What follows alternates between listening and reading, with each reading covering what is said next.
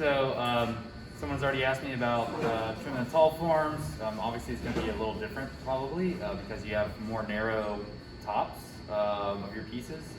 You'll have some skinnier, thinner areas, and obviously you're going to have to trim them a little differently or have a different approach, right? So what I like to do generally, once the piece is like leather hard, if it's still on the back, and I like to keep the tall forms on my back when possible. So if it's still on the back, you can put it back on the wheel and trim anything off the outside actually, if it seems a little wonky. This one's quite wonky actually, see that? So if I flip this upside down, what's that gonna be like to trim? It's gonna be like the inverse of this, right? So if I put this upside down, the bottom's gonna be waving back and forth. And it's really heavy down here, right? So it'll be really top heavy. So one thing you can do to get around that, I've got somewhere, oh, there it is, my X-Acto knife and a needle tool. So I'm actually gonna trim a little bit off the top here first, before I actually wire it off and flip it. So, whoa. Be careful, you wanna go slow when you're doing this. So let's get close, see if I can do this without taking too much off. Oh shoot. I'm gonna start with my needle tool actually.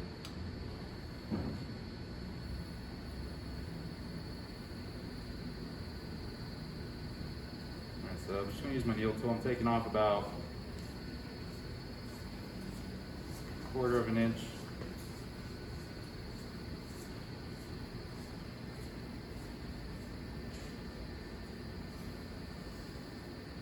And this piece, I threw this, what, a week ago? It's been in the damp cabinet ever since, and it's actually quite perfect consistency to trim. So it's getting to mid, late leather hard actually. This top part, you can see how the color is already changing from me doing this. I'm just rubbing it. It's getting late to almost bone dry up here at the top.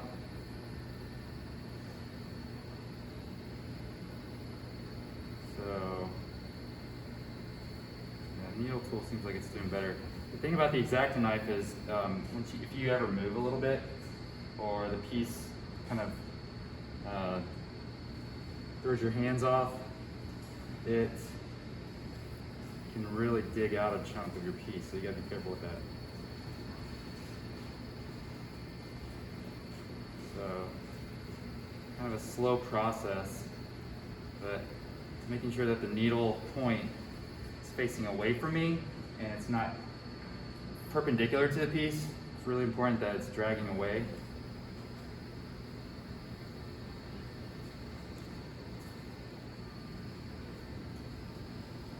Getting close. Now I might switch over to the X-Acto.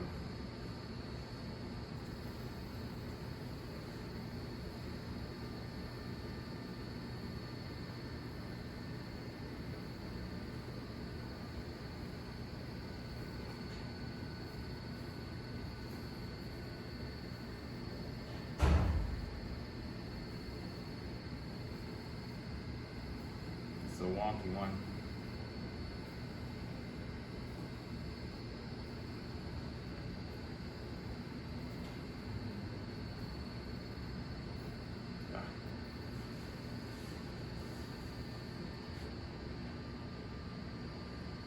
Take that off,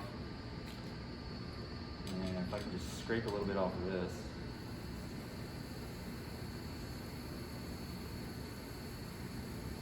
And if you throw in your pieces, left them on the back, you can also still get inside sometimes. I think one of the hardest things to really kind of master this stage is that inside area. Sometimes you're gonna have some like really thick spots, especially at the base of your wall. This is an opportunity to, some people call it cheating. It's not cheating. I think it's just another way of like refining your work, right? Is going in, you can use like your large loop tool if you can reach that down inside and hold it real firmly. You can also use your metal ribs. They're really great for creating nice scooped areas. Getting rid of like what we call like the beginner hump. The beginner hump is that like little like hump of clay at the base of your wall. That happens when you're forcing that clay in at the base, and you can be kind of like soft on the inside and you're not really pushing out very much. I don't know, does that seem like something you guys have experience with your work? Yeah. So some people call it the beginner hump. I think it's just kind of like part of learning, part of the process. So I'm just gonna refine this down. I'm not gonna leave maybe I will leave a sharp edge, we'll see. Okay, so now hopefully I have a nice flat, even playing field, right? And that's kind of like my goal with this. But since it is so wonky, it's gonna be a little tricky to trim. So I'm gonna get this a little damp. It's good to have a little bucket of water with you when you're trimming. There we go. Okay.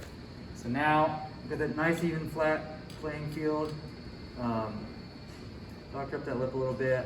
My goal is once I flip it is to not move it around too much on the back because I could chunk some of this off up here, right? Could like flake off, and I don't want to do that. I want to avoid that if possible. So now I'm actually ready to take it off of the bat, and I'm going to just take a little bit of clay away from the base.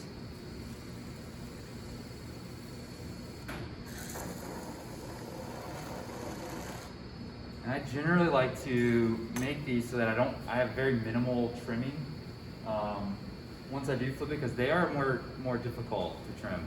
A lot more can go wrong, obviously, because they're gonna be top heavy. So, got my wire tool, and I'm just gonna try to wire this off.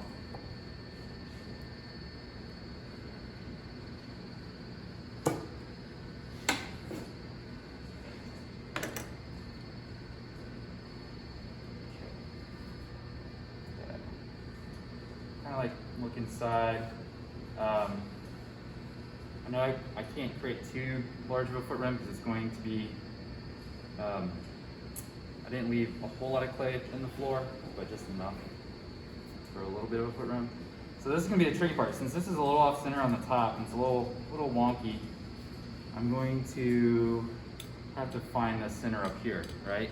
I do want to center the top part. I'm not going to really worry too much with this base yet, okay? We have what are called chucks. So I've kind of gone through and grabbed a couple of these. We have more over there on that top rack, that metal rack over there near the sink. These are called chucks, like Chuck Taylors, right? And they're specifically designed for trimming tall work. So like I see some nice bottle forms over there. These are gonna be perfect for that, okay? So what these do is they create that support like in the middle section and the throat, so that way it's not so top heavy, right? And how you use these are, you would do just what I did, okay? Place this, and this won't fit in there, so I'm not gonna be able to do that yet, or do it with this, but you're gonna place this on here. You wanna soak it down though really well, okay? You want this to be nice and moist, okay? You're gonna place your piece in here, and then you're not gonna center this. You do wanna center the bottom of your piece. Right? So you get this inside of your chuck, you place wet clay, little balls of clay around to support it up against this, okay?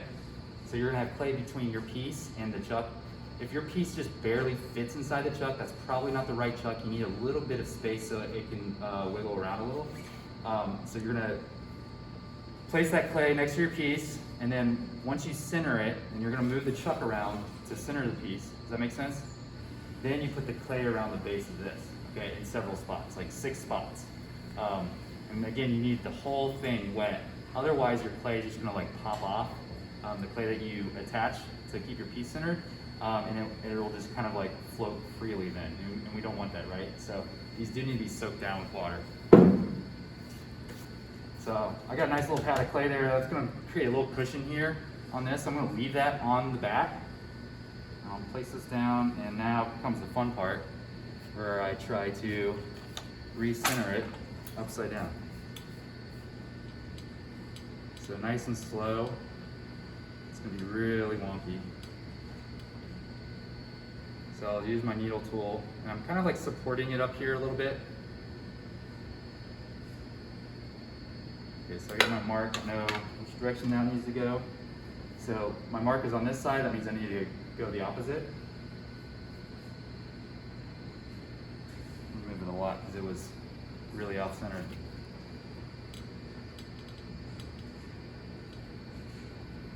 That's much better. And again, I'm really just trying to center this top section. You know, it's a little off down here, but it's okay.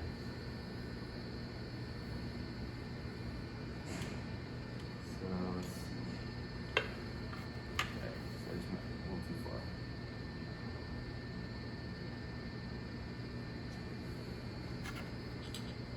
And one more time to check.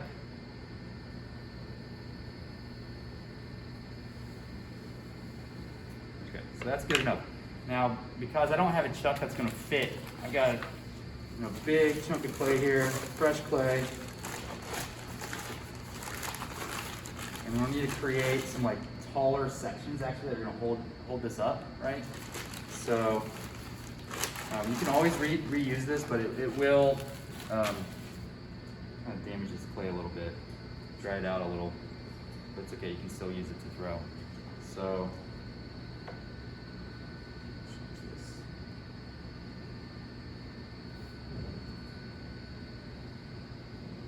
oop.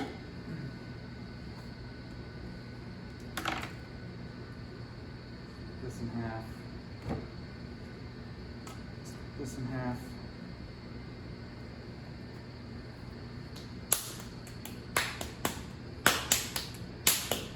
So I'm going to make this kind of like these tall pieces about like this. Okay. I like them to be really meaty and thick, so that way they're more substantial. Support your piece.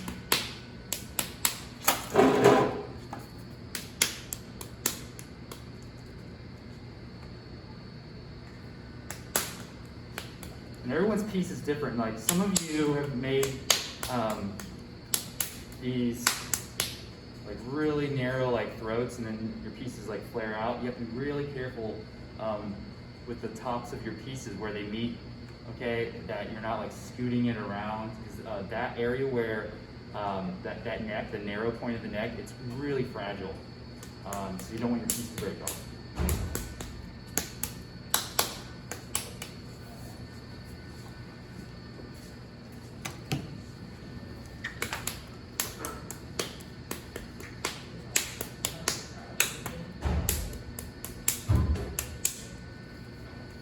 Okay, so now I'll go ahead and place these. Actually, what's a little better when I'm doing this, these will pop free sometimes if they're not stuck down to the bat or the wheel head very well. So I'm going to go ahead and clean that off, and I just get it a little damp. I'm going to hold the top of this up. There we go. Nice and slow.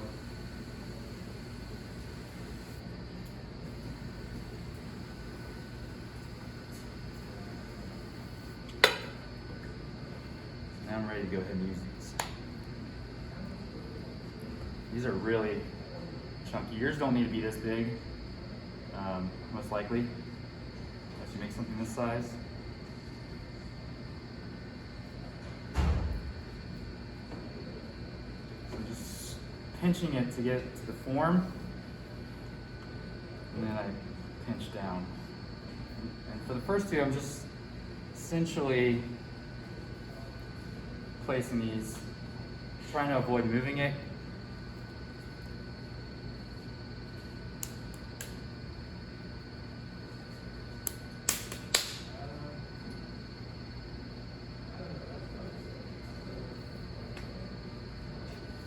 Good. Space them out right. And again, it's really about supporting like kind of higher up in the piece, obviously, right? That makes sense? Because if I just did like little balls of clay here at the base, and I'm applying pressure here at the top when I'm trimming, I could topple the piece over, right? And then I've like lost it, you know? So.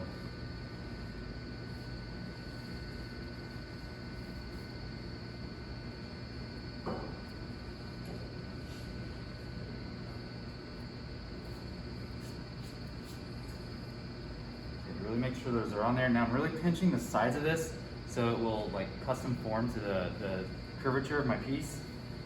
I'm really gonna push that in. And you know, again, this is really stiff, and maybe at the end of this demo, you guys can come up and touch this and feel the consistency. It is close to like late leather hard. The bottom is more like mid leather hard, and that's the perfect time to actually trim. So, but you really need the top of your piece to be firm so it can support the thicker, heavier part above it, right? Because again, like the throats, like the narrow sections of your vases or the forms that you're making, those are really weak spots. So once you flip your piece, that weak spot is holding up all the clay above it, right? That makes sense? So if you flip them over and start to trim them when they're too soft, that'll totally collapse.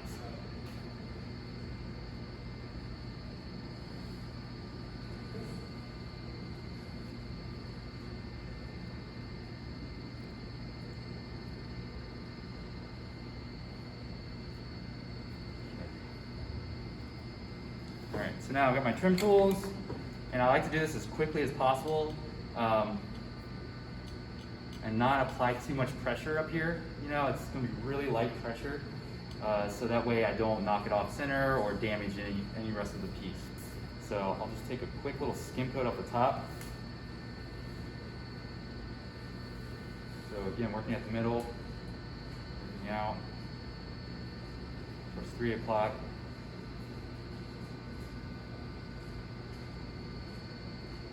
Take off a little skim coat, and then I'm gonna actually, I'm not gonna mark the foot rim. I'm gonna kind of like feel it out as I'm working. I'm gonna take off the outside first. I'm gonna work on the outer form. I know I've got a lot of clay here. It's probably a good solid, like, I don't know, 3/8 of an inch thick down here at the base of the wall. Yeah, it's probably about that thick. So I've got a little room to play. So I'll go ahead and just start trimming off a little bit of this top. You notice my hand's going to definitely ride on top of this. So I'm kind of like supporting it at the same time. I never really want to take a whole lot off.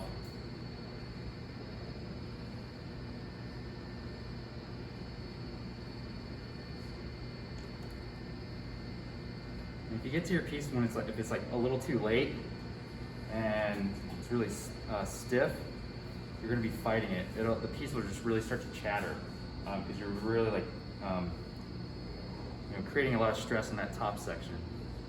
Or I guess this would be the bottom section of the piece. So it's just like a little bit at a time.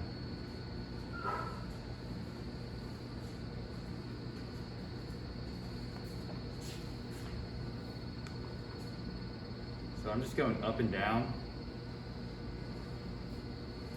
Just taking off a really thin section. And I'm just trying to get rid of this little outer part so I can have a better complete curvature here at the base.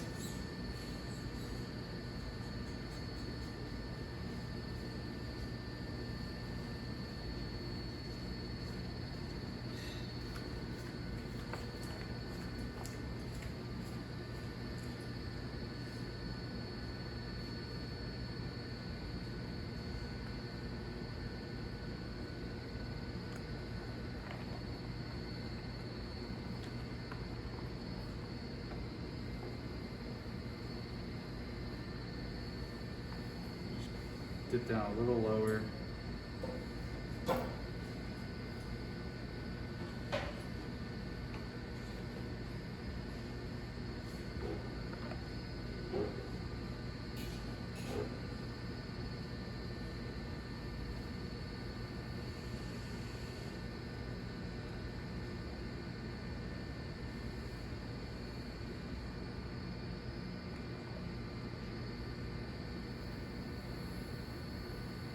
And it's really good, especially if you're trimming off the outside. And let's say, you know, trimming off like a 10%, like as far as like the height of your piece is concerned.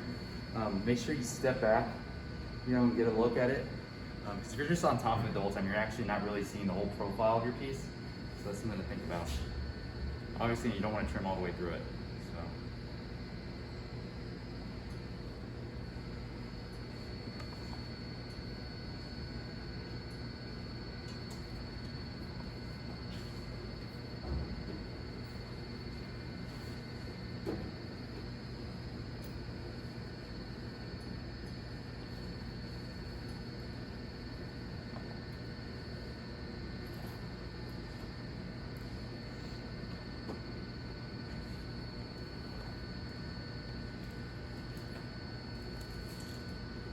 now I think what I'm going to do is I'll drop down a little bit more here on the outer part. I'm going to go straight down and really start to define the foot rim. I think this is like the outer limit of my foot rim out right here, this ridge.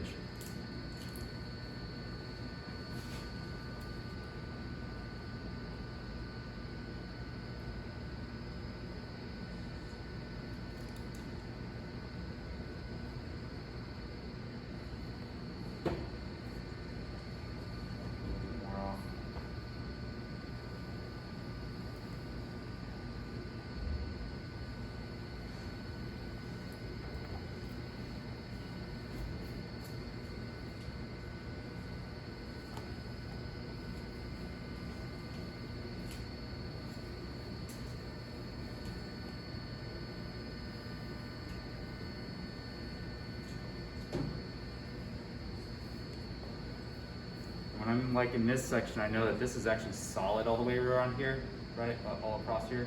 So I can really actually like take a little bit more off in this section.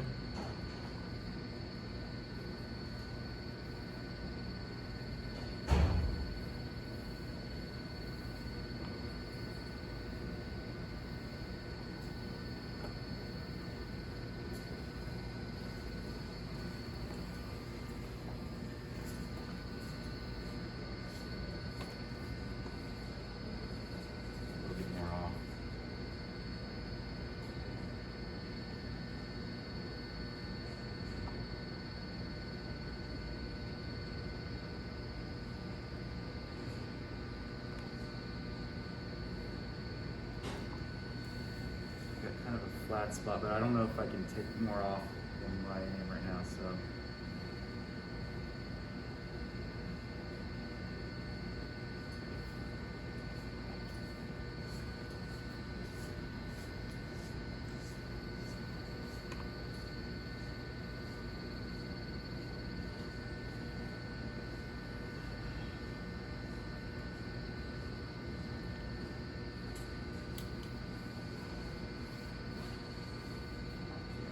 I'm okay with that profile. Just clean this up a little bit, and this is where your smaller loop tools come in handy for the little detail work. So I'll just come in here on the outside.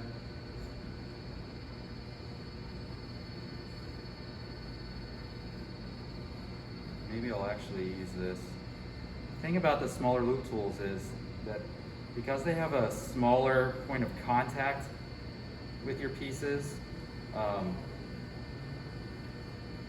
they tend to grab a little bit less. So those of you, if you're trimming and you find that the piece is like really grabbing your tool and you might have like a lump on one side of your piece, switch over to like the smaller loop tools, and that can usually help you get rid of that. Okay.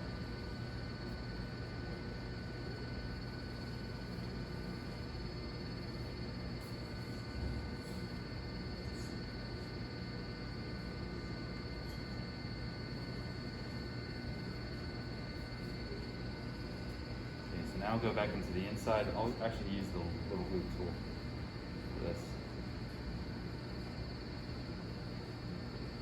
Now I'll probably switch over here in a second.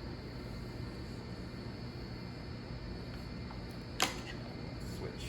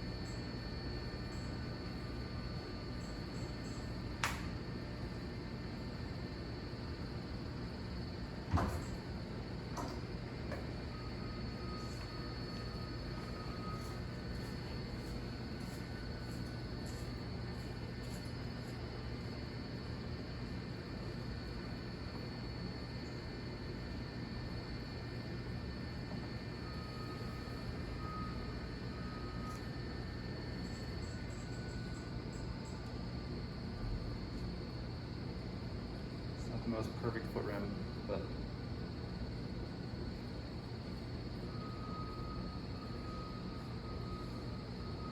taller ones are much more challenging than just like a cup or a bowl, right?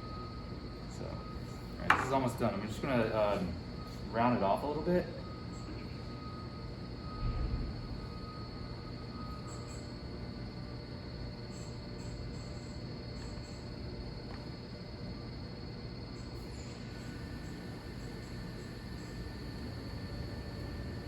The harsh edges, if you're trimming your foot rims and you leave harsh edges, like really sharp edges on the inside or outside of your foot rim, you kind of run the risk of that actually chipping.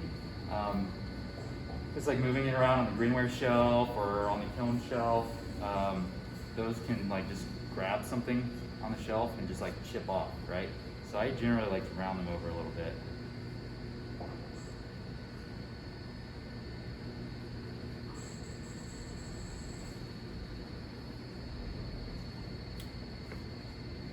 That's pretty much it. What I'm actually gonna do, take my rib, and I'll just take a damp sponge, just run that damp sponge on that edge.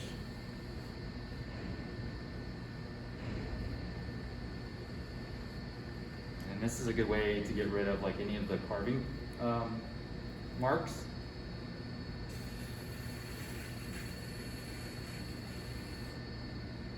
And it can also help you identify any flat spots, right? By like holding this up to the piece and rounding it over a little bit. It really smooths it out. Not that these need to be smooth. Your pieces can be, you can use the tools, the trim tools to actually, create some decorative lines or carving on the outside of your pieces. That might be something to kind of explore. And I think that's it. So, a lot more care goes into these, but the fundamentals are the same as trimming a crump, but just obviously with a really, really, really heavy top. Okay. So, you guys have any questions about this? No? Okay. Turn it out.